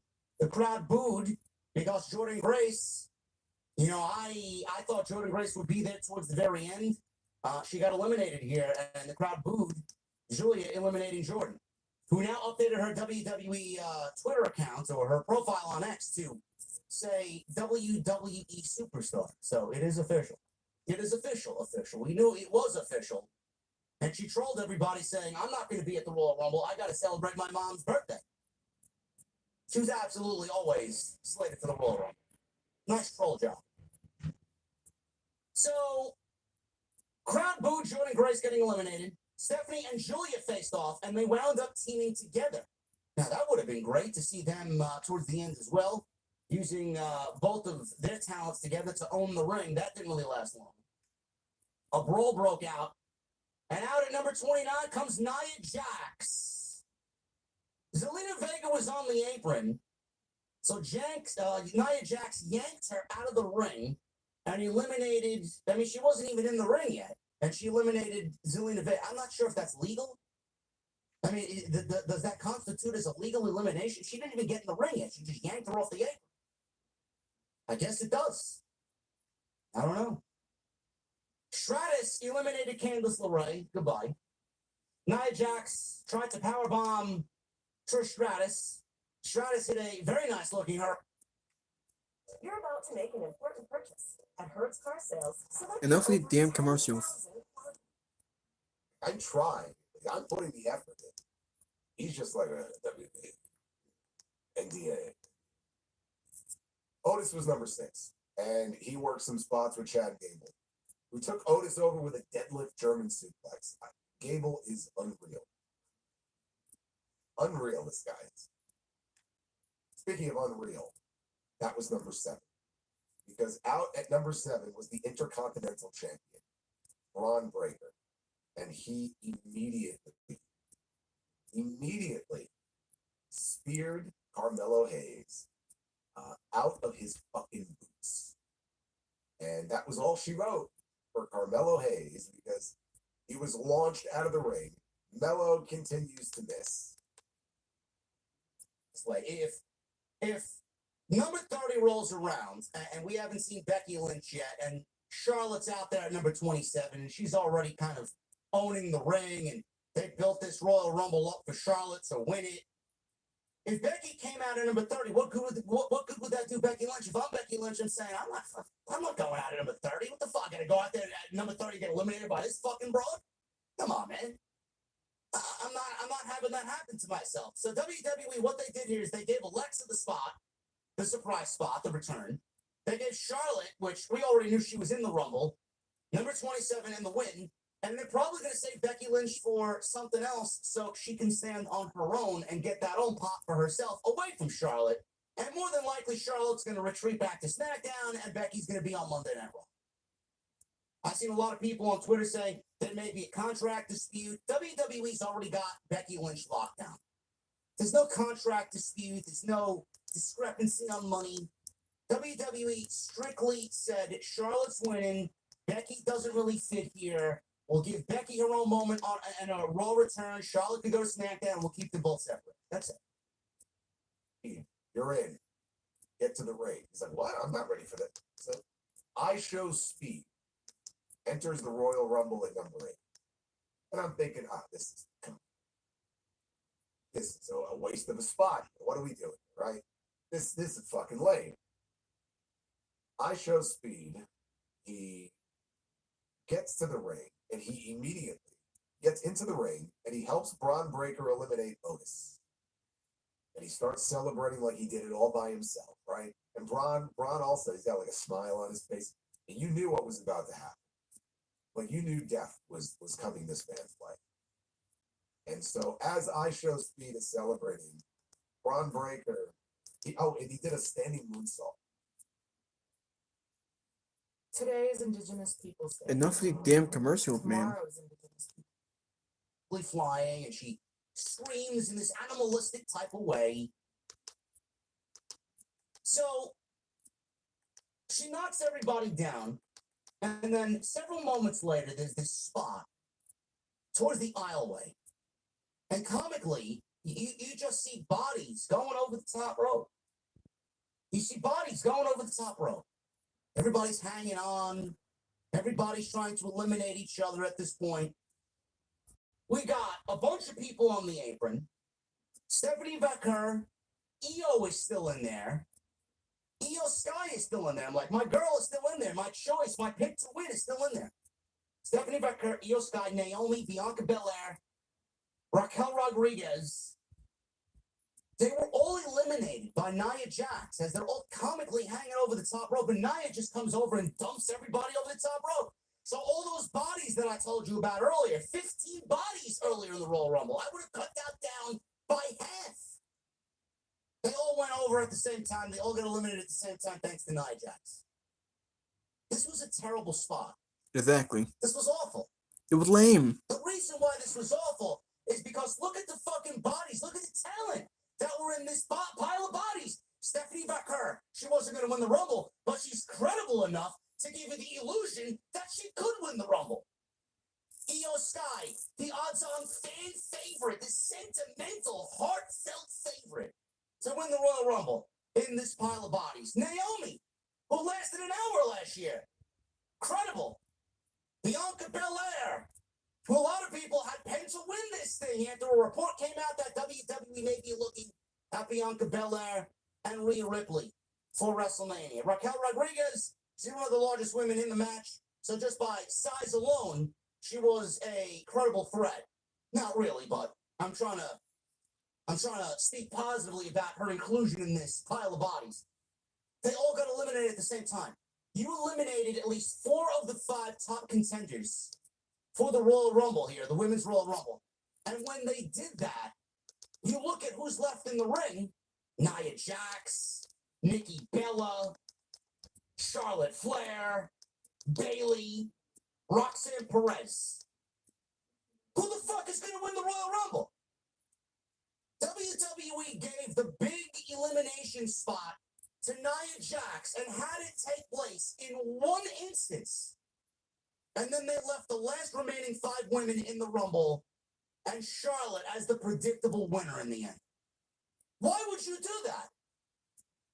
The Royal Rumble should be set up for unpredictability as we go to the Final 4. It should be 4 legit, credible, potential winners, and WWE got rid of all of them for Nia and left Charlotte amongst the final 5 as the clear-cut winner here.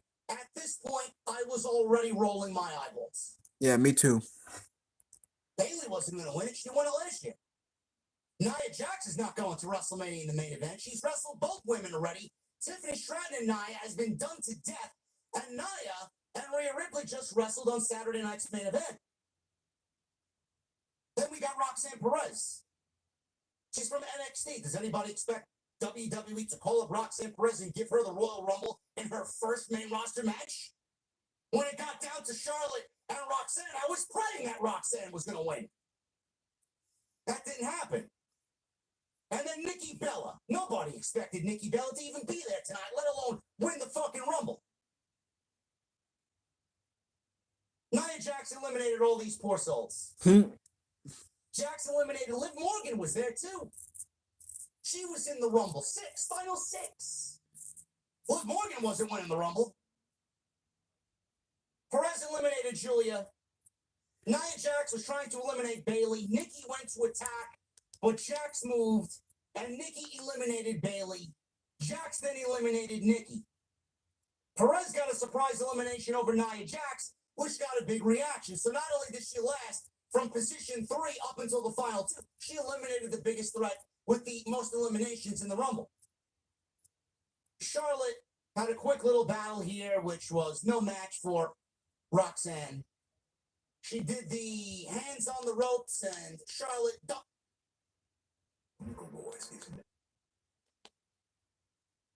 Every product.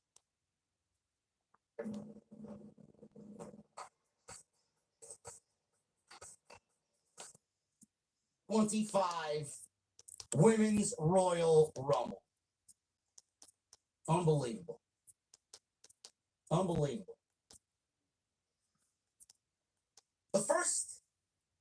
I would say the first 10 to 15 spots in the Rumble, it was a very ordinary Royal Rumble. By the time Jordan Grace got out there, then we got Alexa, then we got Stephanie Baker, we got Julia, we had Bianca in there, we had Bayley in there, we had Liv Morgan in there, Nia Jax was in there, Charlotte was in there, Roxanne was in there, Naomi was in there. I mean, there were some stars in this Rumble. There were some stars. Io was still there. From number 1, Io was still there. Io and Liv still in the Rumble at this point, before Nia Jax eliminated Io. They had some stars. Believable, unpredictable stars. And WWE, in one elimination, wiped that all away. I don't know who produced this Rumble. I'm sure Fightful will reveal who produced what tonight. That elimination spot by Nia Jax was an awful creative move. This Women's Rumble, I want to say, is either top 2, top 3 Women's Rumble, when you really boil it down. I don't know. It's going to be a very subjective thing. It's either top 1, top 2, or top 3. The Women's Rumble could have been so much better if they actually built some intrigue, getting down to the final 3, final 4, final 2. They did not do that. They said, no, we're not going to do that. We're going to go and we're going to do Charlotte Flair. Okay. the way the announcers talked about this, I mean, look, I'm sure TNA is very happy to have their world champion like showcased in the Royal Rumble, right? 70,000 people. And they have this working relationship between the two.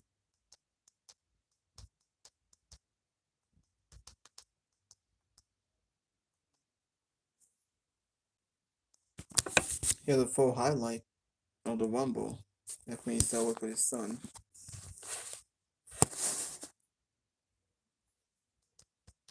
Alright.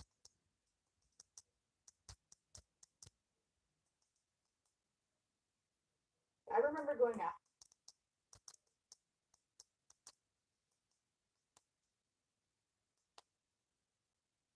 Your name in the lights. You want to get your event promoted.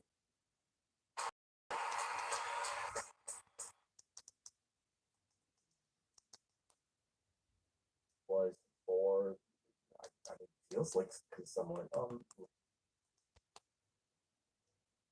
Yeah, they're great inside the ring, and he is great inside the ring. But take it over with their microphones. They kind of knew who Penta was. And, you know, it showed in his debut. People Will donate to the show so Joe can pay for his dinner.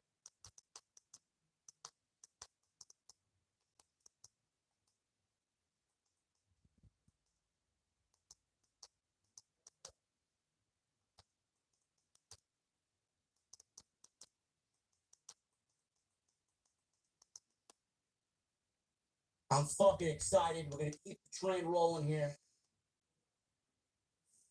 and this guy wants to go on Busted Open Radio and throw challenges out to John Cena after he got treated like a bitch. So we got Roman and we got Fatu. And Michael Cole said it best. This right here is a future WrestleMania main event one day. Absolutely, I can see this being a WrestleMania main event. For a championship or not. And the fans were amped up for it. Penta's in the ring still. Penta's down in the corner. He's just like, he's watching this, right? He's spectating. He's taking a load off there for a while. He's been in the ring for some time now. So he's just watching all this. Ultimately, Roman took Fatu out with a spear. And he was the only man standing when Drew McIntyre's music hit. Here comes McIntyre. And of course, he's got eyes on Roman Reigns. He's making a beeline for Roman. McIntyre and Fatu, they actually worked together to double team Roman. McIntyre went to work on Roman while Fatu caught Penta with a running hip attack. Finn Balor was out next at number 18 to that shitty new music. My God. You know, again, they gave the Judgment Day new music, right? And it just doesn't fit them at all. But Balor hasn't really come out to that music by himself. He hasn't been associated with this new music long enough for people to even know that it's his music. So I had no idea who was coming out. Yeah, me too. Like, legitimately, until they showed his face. And I said, oh, it's Finn Balor. Like, just the music situation is just fucking horrible. Number 19 was Shinsuke Nakamura. And there was a cool spot where Penta used Balor's back as a step up into a destroyer on Fatu.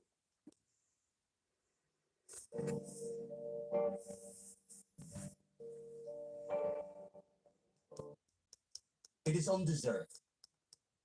Then you got people, oh, she's the best women's pro wrestler in the world. That is a very subjective thing. That is a very subjective thing. Nobody can really stake claim to being the best at anything. It's a very subjective topic.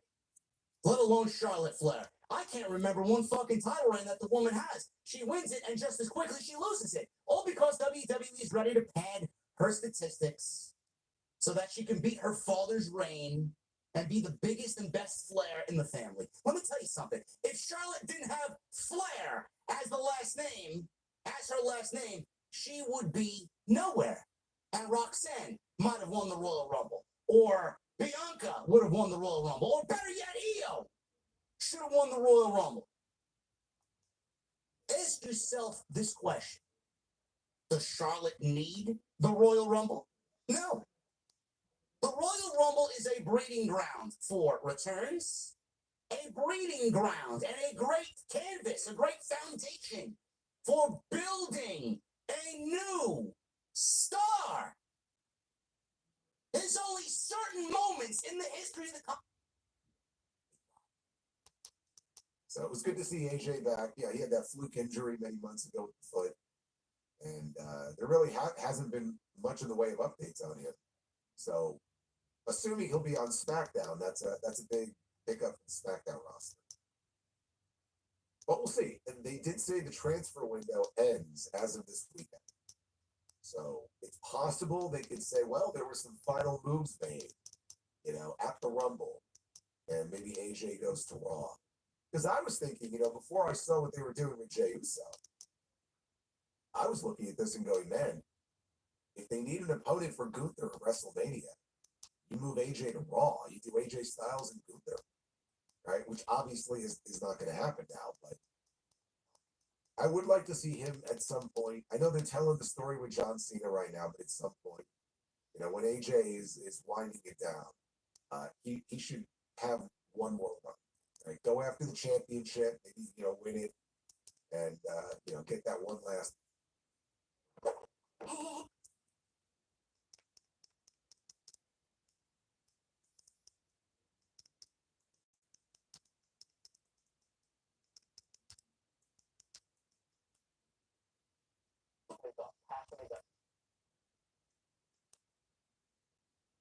Here we go again, all over again. New management, same old shit. I'm not saying Charlotte Flair shouldn't be in a major match at WrestleMania. She's one of the best women that they have in the division from an in-ring aspect. But if you expect me to think Charlotte winning the Royal Rumble is deserved, and Charlotte winning the Royal Rumble is the right move, you're absolutely on fucking crack. You're absolutely demented. I knew this was going to happen, and I was ready for it to happen, but I didn't think WWE would be stupid enough to make it that fucking blatantly obvious. So not only did you eliminate 6 fucking women in a spot that should have never been booked, you gave the winner of the Royal Rumble to Charlotte Flair, of all fucking women. The most stacked women's Rumble in the history of 8 years that you've been doing this, and Charlotte comes back and does nothing. Nothing. I'm sorry, I can't get behind that. Me neither. I can't get behind that. That is an awful, awful, awful, awful fucking awful. It was. Awful. Gee, I wonder what's going to happen now. Tiffany Stratton just won the championship. Goodbye, Tiffy time. It ain't going to be Tiffy time no more. You ain't wearing the Patek Philippe. You ain't wearing the fucking Rolex. You're wearing a fucking G-Shock after WrestleMania. It's exactly what you're wearing. Charlotte's here to win everything. Death, taxes, Charlotte Flair winning the women's championship. You wake up the next morning and the fucking sun will shine and Charlotte will win everything that WWE has to offer You because she's Charlotte Flair. If you win again, if you suck. Gee, I wonder why Mercedes didn't come back to WWE. There's the reason. Not only did Tony Khan offer her a fucking paycheck that she could say no to, she couldn't say no to. She had that looking back at her in the rearview mirror. I'm not going back there.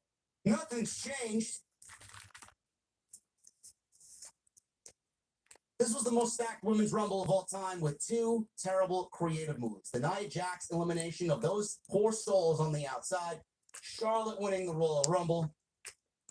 And another thing I didn't like about the Rumble, we're going to go for the trifecta. Having 15 women in the Rumble at the same time was fucking, it was so overwhelming and so unnecessary. We don't need 15 women in there at the same time. The only reason why WWE did that, I'm going to try and make sense of a spot like that. There are only 3 things I hate. Nobody should be booking a Royal Rumble match with 15 women in it. The men never had 15 men in it at the same time. Why do the women need it? The only thing I could come up with is WWE wanted to show off and show you that we have the best women's roster in the world So we're gonna throw everybody out there so you can see who exactly we're working. It's exactly why they did what they did. They did it more of a flex than creatively making sense of it. I enjoyed this Rumble for the most part. Started off slow, it picked up, it was exciting, it was unpredictable. Then Charlotte comes out, and then everything just went down. Not going to let the outcome ruin what I thought was a very good Rumble. I thought this was the best women's Rumble in the last 5 years. Absolutely. Is it the best? I have to go back and watch those beginning ones. I have to go back and watch some of those earlier ones. I don't know. But this was a good match up until the end. Those 3 instances really knocked off a good amount of points for it being the best women's Rumble of all time. Moving on. Godfather, Mickey James, Kurt Angle. The game with cash outside was a problem because you and Browners. Jey Uso threw a super kick that accidentally hit Sami Zayn and knocked him off the apron and eliminated him. So, not intentional, but Jey Uso eliminates Sami Zayn. Finally, number 30, just by process of elimination, you can figure out who it was. The newest addition to the Monday Night Raw roster in Logan Paul. He knows how to get heat, I'll say that. And these people did not like him. And they booed. He gets into the ring with a buckshot lariat immediately, right off the bat. That takes out both Seth and AJ. Damian Priest eliminated Drew McIntyre. Very anticlimactic. See, I mentioned they did that spot in the women's match where like a bunch of women got dumped out at the same time, including some big names. And I'm like, it's fucking stupid. I don't like what they did there. I was not a fan of how anticlimactic the Drew McIntyre elimination was. Like, Yeah, I mean, he's too important a figure. And he's got a lot of different like stories going on with different people. It was very strange that of all the people, it's like Damian Priest just dumps them out of the ring. And they're not on the same brand. Like, if they were on the same brand, I can understand it. So unless McIntyre is moving very late in this transfer window, we find out this week, he's on Raw. And, Priest is on SmackDown. So I don't know what that means. It might mean nothing. But McIntyre holds grudges. So you would think something like that would ultimately lead somewhere. But just like that, Drew McIntyre was gone. Hold on one second, guys.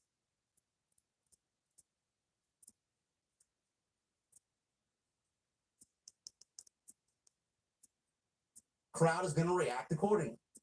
That's exactly what they did here today. So this is a 2 out of 3 falls match. Tommaso Ciampa pinned Alex Shelley with a knee strike 3 minutes into the match to pick up the first fall. It's very quick. Tony Gargano tried a slingshot spear. Shelley super kicked him midair. Chris Sabin tagged in and wiped out DIY with. AJ was setting up on the apron for a phenomenal forearm. I don't remember who. He goes to jump up for the forearm. Logan Paul, at this point, has jumped over from the announce desk to the ring steps. He yanks on AJ's leg in mid-move and yanks him to the floor.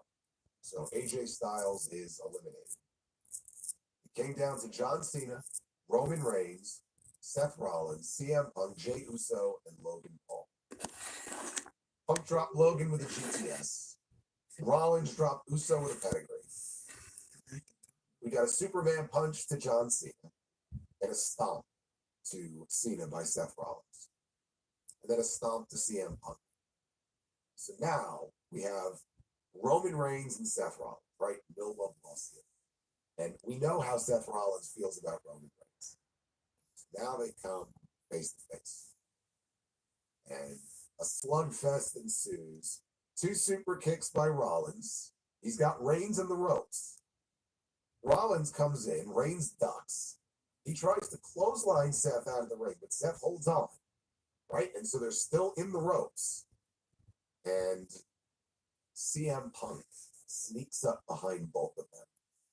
And in one fell swoop, he dumps Roman Reigns and Seth Rollins out to the floor. And both men have been eliminated. that is just irritating as all hell for Seth Rollins because yet again, CM Punk fucks him. So now Roman and Seth are outside the ring. Punk doesn't get to enjoy his little elimination though because Logan Paul comes up from behind CM Punk. And of all the people to eliminate CM Punk in this match, CM Punk is eliminated by Logan fucking Paul. So now Punk is on the ground outside. He's looking at Roman. Roman's looking at him, and they start arguing. As they're arguing with each other, Seth Rollins comes charging in, and he stomps Roman Reigns on the floor. But he doesn't just stomp Roman Reigns, right? He double stomps him. So as Seth Rollins' stomps are concerned, this one looked pretty good. So he gives Roman a double stomp on the floor. Now we have Punk and Rollins, right? They're brawling on the outside. Officials get between them. Rollins goes over to Paul Heyman, he flips him off, and he gives Roman Reigns a second stomp, this time on the flat part of the ring steps. That's 2 stomps. Punk starts brawling with Rollins again. They get separated. Rollins is walking to the back. Right? This basically, it felt like this was the beginning of a heel turn for Seth Rollins. Because now, he's targeting people that the fans like. Roman Reigns is an asshole. And frankly, so is CM Punk. But the fans don't care because they like them. They like Roman and they like Punk. And if you force them to choose, they're not going to pick Seth Rollins. So I said this from the beginning of this whole Punk and Rollins thing. Like, you can drag it out to WrestleMania if you want to, but when you get to that point, there's going to be a baby face and there's going to be a heel. And the heel is not going to be CM Punk. If anybody is going to be a heel, it's going to be Seth Rollins. And I think that's what you saw tonight was him just snapping. He's had enough. And who knows? We saw a similar look on Drew McIntyre's face when he got dumped out by Damian Priest. Maybe there is something to this idea of sort of a loose alliance. Maybe that ends up being formed with Seth Rollins and Drew McIntyre, right? Which I think could be very interesting. I didn't like that. No. But Punk kind of walked back over to where Roman was laying on the ground, and Paul Heyman is on his knees, and he's like crying. He's so concerned for Roman, and Punk said something to Paul, and then Punk left. So just like that, we're down to 3. John Cena, Jey Uso, and Logan Paul. They did a spot where Cena got both of them up on his shoulders for a double attitude adjustment. Jey slipped out. Cena clotheslined Logan Paul out of the ring. And it came down to the 2 baby faces. It came down to John Cena in his quest for number 17 and Jey Uso in his quest to prove that he can be a world heavyweight champion. Which, unlike Cena 16 times over, Jey Uso has never been a world heavyweight champion. And he is arguably the hottest, babyface or top 3 hottest baby faces in the entire company. This is not a final 2 that I was expecting. And I like that. Right? I like when they can kind of throw you a curveball here. And they managed to do that with the final 2 in this match. Cena got his, and they milked the crowd reaction for like a long time before they even touched. Cena did his trademark shoulder tackles, did a 5-knuckle shuffle, went for an attitude You should be the adjustment. high Jey slips out. You Jey being hits a alive super should kick make his you the favorite. high tier. Jey tries to eliminate Cena. The tribal chief Another and the high super tier, kick. 2 different things. He tries 2 to dump Cena, but he kicks him away. Jey hits a spear, and now both men are down. Cena dumps Jey over, but Jey lands on the apron. Cena ends up going over the top. Now he's on the apron, okay? So they are both on the verge of elimination here. And they're both on the apron.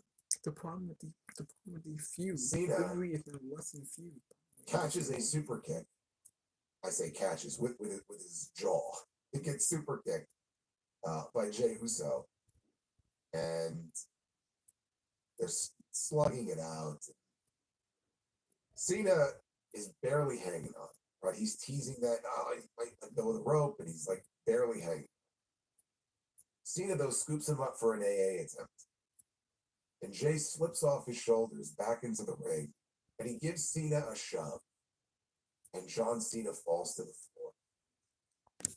And just like that, one of the biggest upsets in Royal Rumble history, Jay fucking Uso, who does have an Andre Battle Royal win to his name, but now he is a Royal Rumble, and he has punched his ticket to what I'm sure will be the night one main event of WrestleMania 41, where he is 99.9% sure going to challenge Gunther for the World Heavyweight Championship.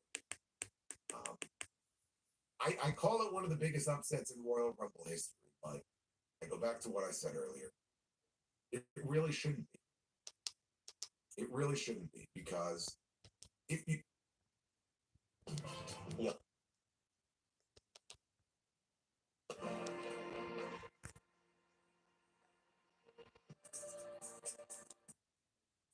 He doesn't even leave a fucking message. He just says, you know what, JB? I love the fucking show. Cena or Roman Reigns, right? Or CM Punk for that matter. But he's a big name for them. He's very popular. And he has his own story brewing with Gunther, where he has to be the comeback kid. Everybody says I'm not good enough to be the World Heavyweight Champion. I believe that I can. I believe that I can beat this man. I will beat this man. And that now will be the story that takes us into WrestleMania. You don't have to like Jey Uso. You don't. I'm gonna end the video. Until next time, I'll see y'all later. Hit that like button, leave a comment, please subscribe to my channel. Thank you for watching. Thank you for all the support. Made the video long enough. I'll see y'all later.